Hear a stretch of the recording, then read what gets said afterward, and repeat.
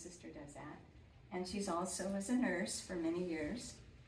So that these are all things, and she can be very outspoken.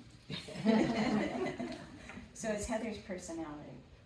So then the third book, the two sisters are still separate. They've time traveled from 1995, and they're searching for each other. So there's a variety of things that happen to keep them apart, and at the very end, they're coming together. Some of the things that also inspired me, when Heather, in the second book, she meets David. That's going to be her love of her life. Meets David, and I wanted something interesting to say about David. And I wasn't really sure what to say. It's just like, wasn't grabbing his personality. So, as you know, a lot of you, that I'm a meditator. Try to meditate every day, and it's really helpful. Keep me more tranquil, more creative, and I also get inspirations from it on my books and my poetry. So I was sitting in the backyard under the olive tree, and I just got really quiet. I focused on David, and then I got quiet and listened. And the word textiles came to me. I was like, what? That sounds really boring, textiles? What am I going to write about textiles and David? And then I have a friend, I think they're coming, but they're really late. My friend Mike Scanlon is an art collector, among many other things. And so I thought, well, he might have some ideas. So I said, I need something interesting about textiles, South American textiles. So he came over for dinner with his wife, and he handed me all these pictures of mummies wrapped in vicuña. And it's like, whoo, whoo. So, let's see, there you are. Please come in. I was They just were getting just to the talking point. about Vicuna. So this is Mike Scanlon and his wife Debbie. And I just got to the part where you helping me with inspiration for the textiles and David. You don't need inspiration. But you were very helpful that way. So then I go, okay, David. And he talks about, and the mummies were wrapped with this really expensive vicuña textiles, which is one of those South American animals like alpacas, but their fur is very short. But it's really silky, and it's got a wonderful feel to it, and it's waterproof pretty much. So it's highly valued. So they didn't let anybody wear it unless you were royalty. So it was a really big deal to have vicuña. So they would wrap the mummies in this, and then they'd tie them with a belt, and then their souls wouldn't wander. Oh. So Mike brought all these pictures of these mummies. They're very spooky now, one's on the cover. And these are real. These are real. Story, there's two couples, and I've got a picture of one. This is AI generated. I told it what I wanted. And I came up with a picture. I think it's close enough. There's Reynard and Angelica, as in the first book. And so he's the vintner, so he's got sort of a worker outfit. And AI didn't have the eagle feathers, so I said, put in an eagle feather. Boop, pops it in. It's fabulous. And they're in San Francisco, a little backdrop of buildings. I don't know if we can hand these around. That's the first book, right? Is that what you It's said? the first book. Yeah. Right. But she's also in the other books too. But she's totally featured in the first book.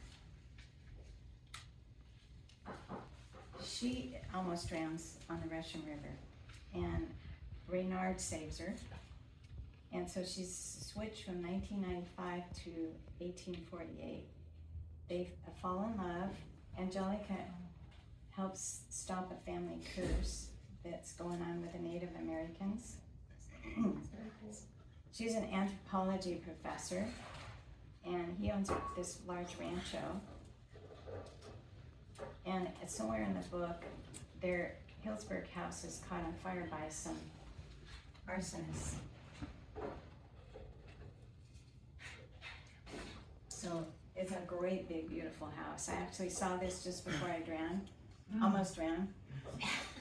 It was 3 stories, big wraparound porch, sort of dark and ominous. And I'll get back to that story later. Hi.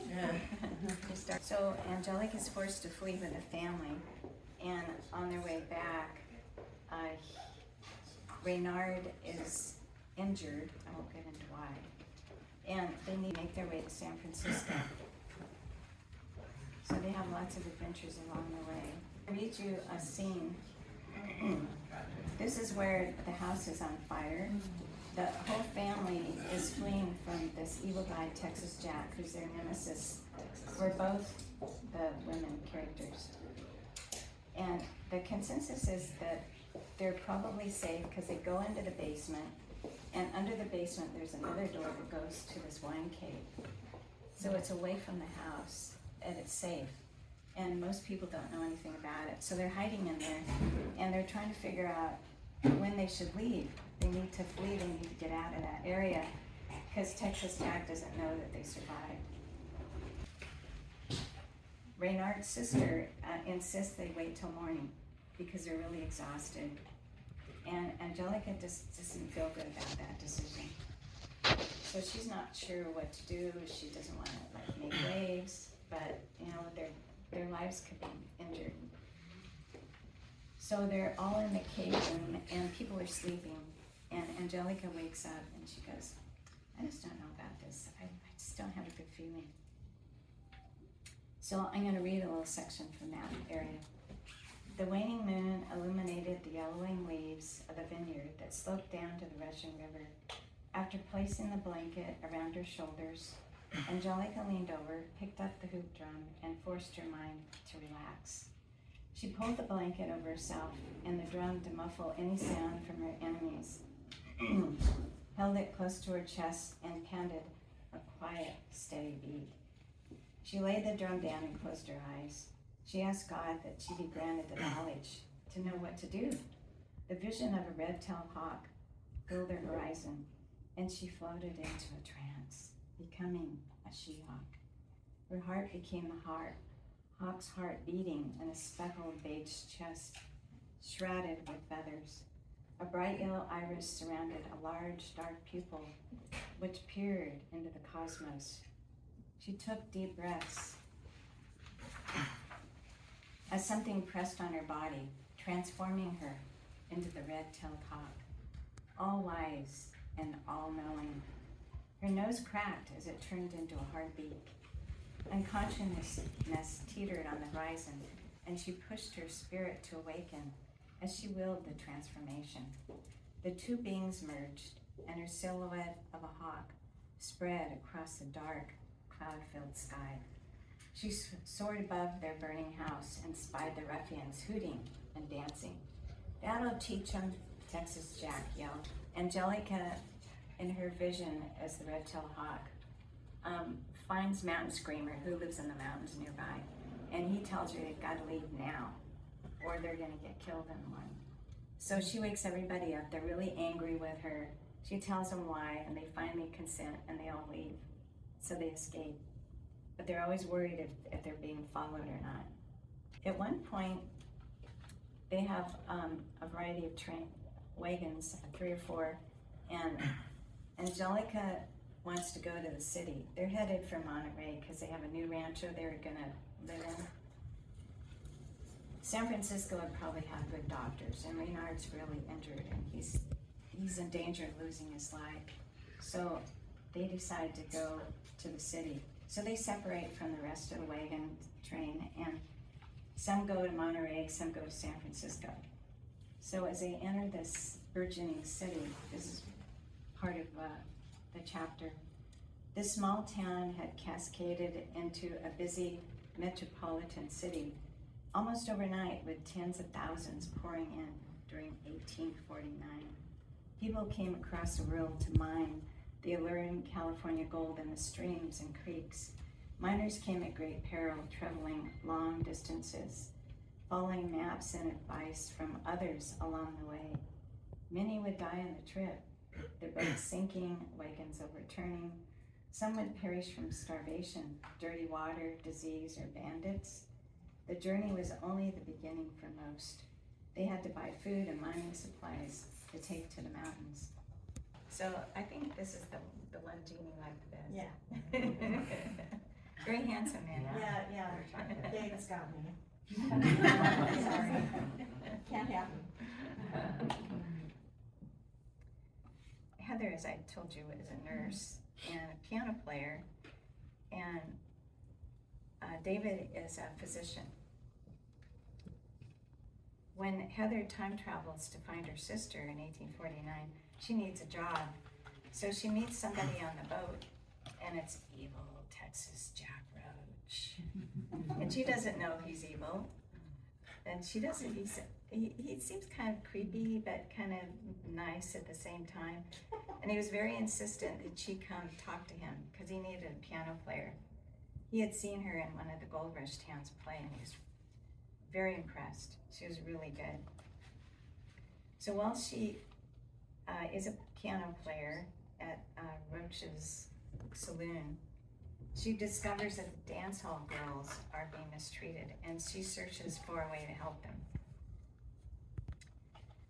When she meets David, she really falls in love with his caring, compassionate ways. He takes her on a date to Chilecito, which is a historic section of San Francisco. A lot of Chileans came to San Francisco. They were really good miners, and they actually taught a lot of our miners how to mine. And David buys a vicuña belt, but he doesn't know it's gonna cause a curse by Roa Mami. So it takes him a while to figure this out. He has a lot of catastrophes that befall him. Before we get into the jungle adventure, imagine what it would be like as a woman that was from the 1995s to go into 1849. That's a 174-year difference. Things change a lot in our society very quickly. Men at that time were often considered what we call chauvinistic and sexist. They expected to be the boss in the relationship and the main breadwinner. The women were expected to be obedient, and the roles were limited mostly to the domestic sphere. They could be a problem for professional Angelica and headstrong Heather. Since their men were of this time, you can imagine the conflicts that go throughout the story between them. So in part two, Heather and David have been shanghaied. Evil Texas Jack had something to do with it earlier in the story. And they're headed toward Ecuador. They decide they better jump ship when they were the closest to shore. So to get away from this ship captain, they don't want to go all the way around South America, go to Boston, come all the way back. It would take forever. So they jump ship and they get to shore. And at some point they have to ford an engorged stream with a decrepit rope bridge to seek help from a shaman for David's curse. And I've got a picture of the bridge as I imagined it. So it was quite scary for Heather to do that, and walk over that bridge and not know if it's gonna fall in or not. After Heather and David jumped ship and plodded out of the water in the wee hours of the morning, they watched the Ecuadorian dawn spread its orange wings over the expansive, deserted beach. The sun's rays filtered through the nearby jungle, and Heather heard the birds and the animals begin their morning prattle. They now only wore their underwear, which had made it easier to kick and stroke as they swam away from their ship. A jungle critter let out an ear-splitting shriek, as if warning them of the dangers that lurked in the shadowy, thick canopy of the jungle, causing Heather to flinch. She became reassured again when the red and blue parrots flitted in and out of the trees. The competing sweet smells of gardenias, plumerias, and lilies filled Heather's senses. Except for the potential danger, this place looked like paradise. So I've got a jungle scene in here. Pretty amazing primitive jungle.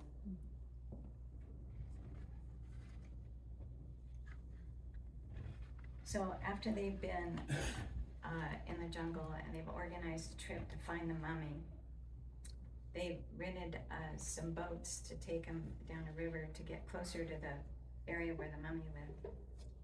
By the second day, Heather grew accustomed to taking turns paddling, the cool breeze in her face, the humid jungle at her sides. Fish jumped out of the water and caimans, like crocodiles, lazed as logs.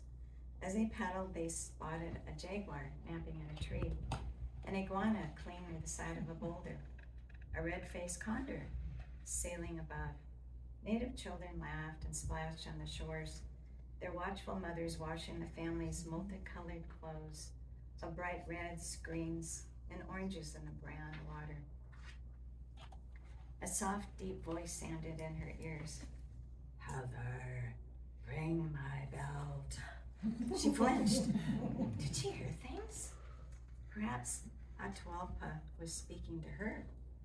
Maybe the jungle heat played games with her head.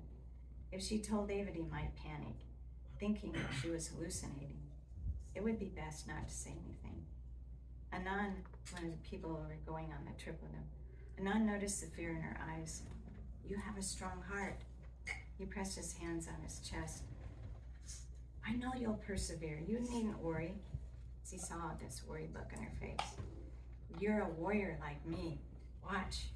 He rose, dove in the murky water, and disappeared.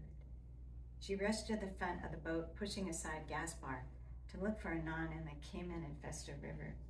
Darvin and David quit paddling and peered into the water. "Anand," she screamed, "where are you?" The sweet man had disappeared into the murky water. As far as mummies, Angelica and Heather were always fascinated with them. They would attend museums at a young age. And they were in San Francisco, so they went to the Dion Museum. There was a King Tut exhibit, and they were just hooked on mummies, and they thought that was so fascinating. Their parents took them to the Rosicrucian Museum in San Jose, where they were thrilled to see mummy toes sticking out of their wrappings. Royal mummies have held great honor in South American countries. When the Spanish conquistadors came, many mummies were destroyed, but a few still exist, hidden away in caves or collections. The royal mummies were preserved and brought out for special ceremonies. They were revered and offered a place at the table, then asked for advice on things like selection of a new leader. Can you imagine sitting at a table having dinner with a mummy right beside you? It seems pretty eerie. I don't know if I'd have an appetite. Before taking them back to their caves after these special events, they were wrapped with their expensive vicuña blankets, tied with a belt so their souls wouldn't wander. However, there was one mummy whose belt was missing. He was not happy. Since David bought one of the belts, he incurred this terrible curse. He and Heather must attempt to stop it by bringing the belt back to this mummy. They knew the mummy resided near the foot of this volcano, 20,000 foot volcano, snow-capped. In Ecuador, it's called Cotopaxi. They knew that because the shaman who was going on the trip with them had told them he had done a ceremony and figured it out. So in writing this book, I've used a lot of historical resources. I was a history major in college, so I was always fascinated with research. One of the things I loved was medical history. And I went to Stanford Medical Library and did some research there. And one of my favorite books on San Francisco is called Old San Francisco. It's a biography of the city by Doris Muscatine. And I found it in a bookstore in the historic town of Locke. I don't know if any of you have been there. Mm-hmm. It's quite fascinating. It was back in a dusty corner in a little used bookstore. And it's been really invaluable. It's got all kinds of great detail, including things people ate, the restaurants, the strange people. One of the interesting things that I uncovered about 1849 San Francisco was it wasn't uncommon when a ship landed there for the crew to go take off and go to the gold rush, as well as captain. So there were all these ships in the bay that were abandoned. and people could do whatever they wanted. Some of them were rotted, so they were no good, but some they turned into restaurants and shops and bars, all kinds of things. Here's an actual picture of the abandoned boats in San Francisco. And I was gonna get to the house.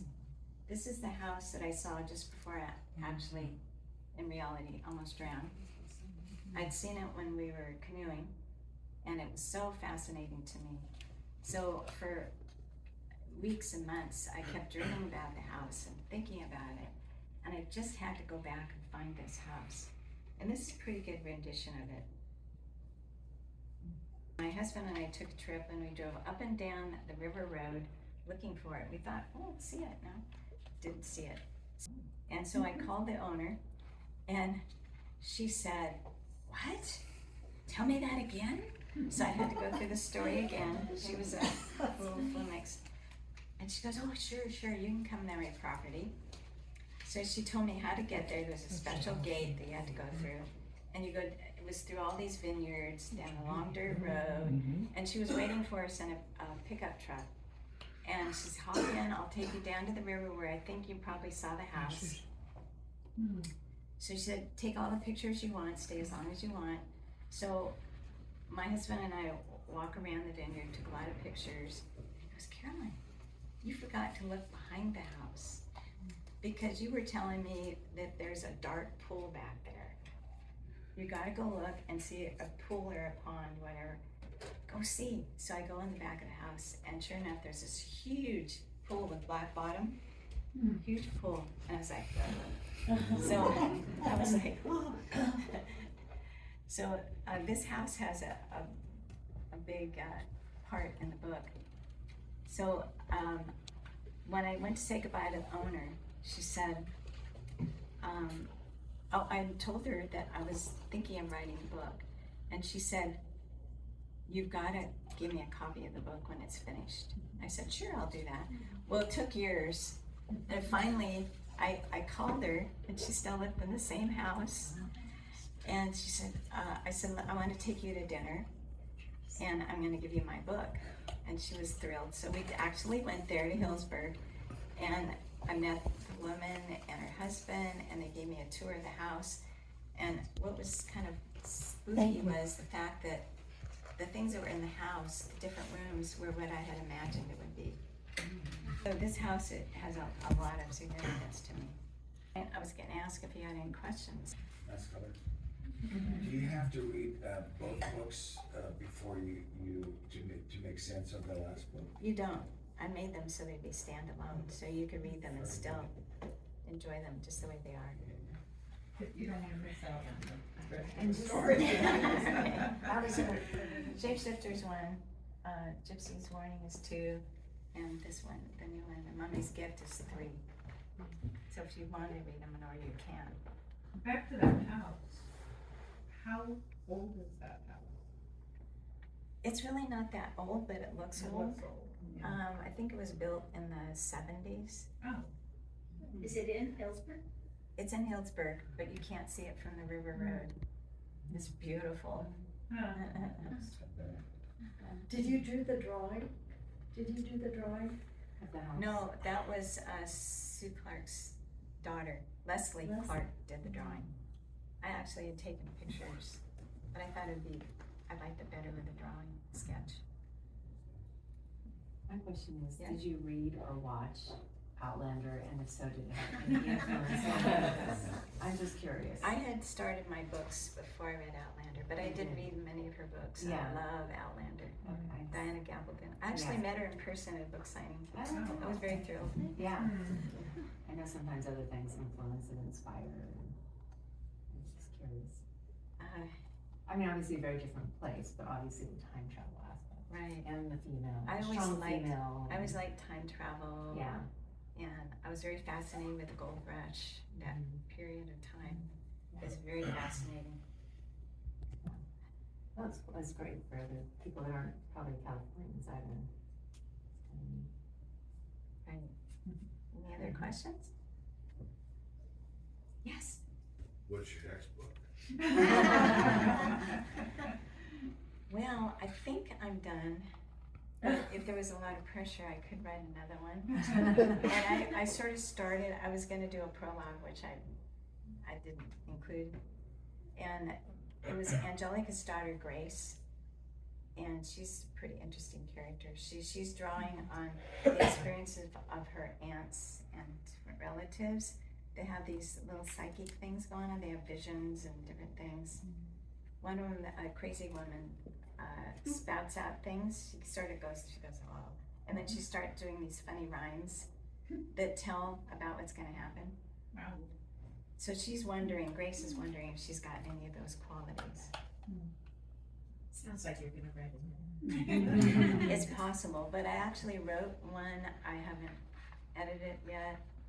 Jeannie's gonna help me with that. The Bacchus book, Oh, yeah. Bacchus from Lust to Love, and he is, you know, from ancient times. He's a Greek god, party guy, loves wine, loves women, and he comes back to this area. He's been a statue because he had a curse put on him. And he comes back to this area and he meets a woman and falls madly in love. And he's never been in love. He's always been in lust but never loved. And so he becomes reformed slowly through the book. And he lives on a winery with some people for a while. And there's a lot of crazy stuff that happens. That one is a very fun and funny book. One of these days. So from starting the Shapeshifter's Wife to this book, how many years have you been writing? Because I don't. From the Shapeshifters book? When you When I first started jotted it? things down, yeah. Well, it was in the 90s Oh, when wow. Emma ran. And that's when I started the book. It took me at least 8 years and I just set it aside.